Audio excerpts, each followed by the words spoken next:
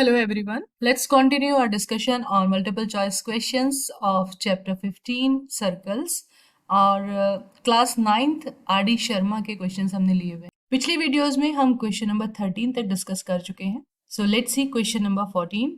ABC is an arc of a circle and measure of ABC मतलब arc ABC centre पे 135 degree का angle बना रहा है. Measure of arc ABC is 135 degree. Then the ratio of measure of arc ABC to the circumference.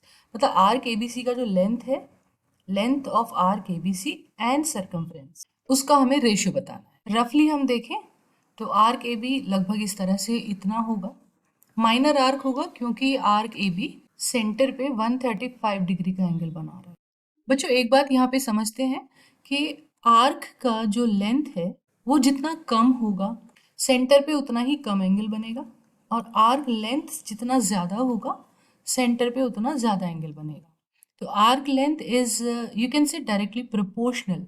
Arc length is directly proportional to angle subtended at the centre. जितना बड़ा arc है उतना ज़्यादा angle centre पे बनाएगा. Arc length directly centre पे जो angle बन रहा है उसके प्रोपोर्शनल है. तो यहाँ पे जो आर्क ए बी है वो कितने डिग्री का एंगल बना रहा है? 135 डिग्री का एंगल बना रहा है. और सरकमफ्रेंस, सरकमफ्रेंस मतलब पूरा सर्कल, पूरा सर्कल, कंप्लीट सर्कल, सेंटर पे कितना एंगल हम मानते हैं? Complete angle 360 degree. तो आप इन एंगल्स का ही रेशियो निकाल दीजिए. Ratio of angles. Let's simplify this. 9 से कट करते हैं. सो रेशियो जो होगा 3:8. एंगल्स का रेशियो 3:8 है. इसका मतलब आर्क लेंथ का जो रेशियो होगा वो भी 3:8 होगा. इसका मतलब सी ऑप्शन यहाँ पे सही. Let's see question number 15. The कोड of a circle is equal to its radius. इसी एक कोड की बात कर रहे हैं जो लेंथ में रेडियस के इक्वल है. They are talking about any particular कोड which is equal to the radius. Length में रेडियस के इक्वल है. तो अगर हम बात करें ओ ए रेडियस, ओ बी वो भी रेडियस है, O A and O B radius है, और यहाँ पे जो कोड है ए बी उसका लेंथ भी रेडियस के इक्वल है. सो इट्स वेरी क्लियर, ये जो ट्राइंगल बन रहा है ये इक्विलेटरल ट्राइंगल हो गया है ना. All three sides are equal. So each angle, जो भी एंगल होंगे वो सब 60 डिग्री के हो जाएंगे. इसका मतलब सेंटर पे 60 डिग्री का एंगल बन रहा है. चलिए आगे क्वेश्चन देखते हैं. The angle subtended by this code at the minor arc of the circle. Minor arc मतलब सर्कल का जो छोटा आर्क है. Minor arc is this one. This is minor arc and the remaining जो यहाँ पे बचा है remaining, let me show it with the dotted line.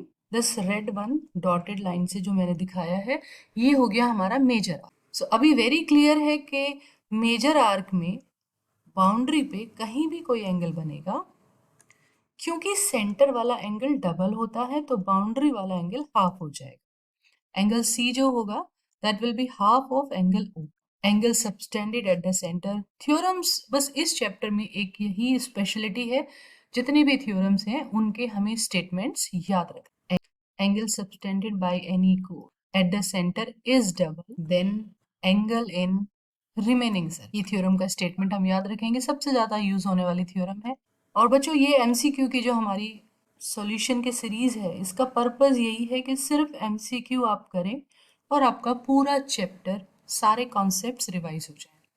आप ये सारे एमसीक्यू की सीरीज देख लीजिए, आपके सारे हर तरह का जो कॉन्सेप्ट चैप्टर में यूज होता है everything will be revised. So angle C will be half of angle O, that is half of 60 degree, that means 30 degree. Angle C 30 degree हो गई. अब बच्चों हमें पता है, देखो यहाँ पे मैं माइनर आर्क पे भी ए और बी से लाइंस ज्वाइन कर देते. From A and from B minor arc पे हमने यहाँ ज्वाइन कर दिया. इस पॉइंट को डी पॉइंट मान लेते हैं. चलिए यहाँ कहीं डी पॉइंट, इस पॉइंट को मान रहे हैं. अभी आप लोग एक चीज देखिए, point A, point D, B and C, these all four points are on the boundary of the circle. A, D, B, C all are on the boundary of the circle. तो इस सिचुएशन में क्या होता है, ये जो quadrilateral है, quadrilateral A, D, B, C, इसको हम क्या कहते हैं? Is cyclic quadrilateral. अगर चारों पॉइंट बाउंड्री पे होते हैं तो इस क्वाड्रिलेटरल को हम कहते हैं साइक्लिक क्वाड्रिलेटरल। और साइक्लिक क्वाड्रिलेटरल की प्रॉपर्टी हमें याद रखनी है, sum of opposite angles. Opposite angle का सम हमेशा 180 डिग्री होता है साइक्लिक क्वाड्रिलेटरल में। इन साइक्लिक क्वाड्रिलेटरल, साइक्लिक किसे कहेंगे? अगर चारों points, if all the 4 vertices are on the circle. In cyclic quadrilateral sum of opposite angles, opposite angle का सम हमेशा 180 डिग्री होगा। तो अपोजिट एक एंगल सामने तो 30 डिग्री हमें दिख रहा है, तो C प्लस D, इन दोनों का जो सम होगा that is 180 degree. Angle C plus angle D that is 180 degree. Angle C का वैल्यू हमें पता है 30 डिग्री है, सो 30 plus angle D it is 180 degree. इसका मतलब एंगल D जो होगा 180 माइनस 30, ये आ जाएगा हमारे पास 150 degree. It means your D option is the correct answer. Let's see question number 16. PQRS is a cyclic quadrilateral.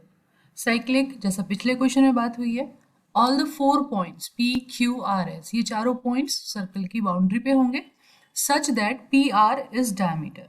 तो PR को हमने यहाँ पे डायमीटर बना दिया। Angle QPR is 67 degree. Q point हम सर्कल की बाउंड्री पे कहीं भी ले लेंगे सच दैट QPR, ये जो एंगल बनेगा P पॉइंट पे, जो एंगल बनेगा that is 67 degree and SPR is 72 degree. S point को हम इस तरफ ले लेते हैं, कहीं भी आप रफली एनीवेयर यू कैन टेक। तो यहाँ पे हमारा SPR, ये एंगल 72 डिग्री हो गया। Let's join SR and QR to complete the quadrilateral. और इसमें हमसे पूछा क्या है? Angle QRS। एक बार इसको मार्क करते हैं, कौन सा एंगल पूछा है? QRS, ये पूरा एंगल हमें बताना है। How much is this? बच्चों आई थिंक सीधे सीधे साइक्लिक क्वाड्रिलेटरल की प्रॉपर्टी लग रही है।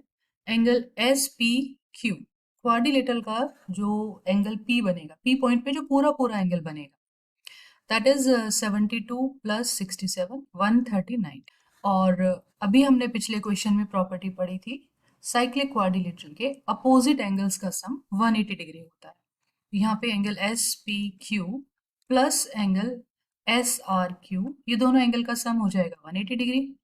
इनमें से एक एंगल 139 है, तो SRQ that will B 180 minus 139, ये वैल्यू आ जाएगी हमारे पास 41 डिग्री। इसका मतलब first option is the correct. तो थोड़ा सा बस डायग्राम में समझने का था यहाँ पे, बाकी क्वेश्चन तो बहुत सिंपल था।